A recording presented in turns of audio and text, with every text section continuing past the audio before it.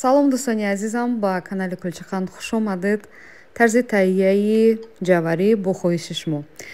Ман шояд мисли бонувони хуҷандӣ ҷавариро хуб пухта натавонам, вале як дастури соддаву осон, дастури бедарди сар сабукакро пешниҳод мекунам. Ба ҳар сурат хеле бомазза меояд. Сараввал каме ба дег равған меандозем. Як тақрибан 100 мл равған гирифтам. Баъдан ба он пиёз меандозем. Гӯшту пиёзро то тилоранг шуданаш сурх мекунем ва баъдан ба он сабзиву қаламфури булғорӣ меандозем ва 2 қошуқ рӯғ. Ҳамаро хуб омехта мекунем. Як 2-3 дақиқа мезербонем ва об илова мекунем.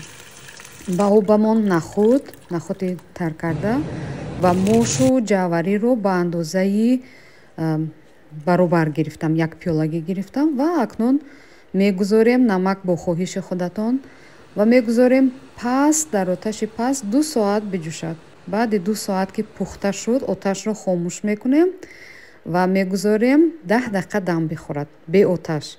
Танҳо мегузорем ки дам бихӯрад.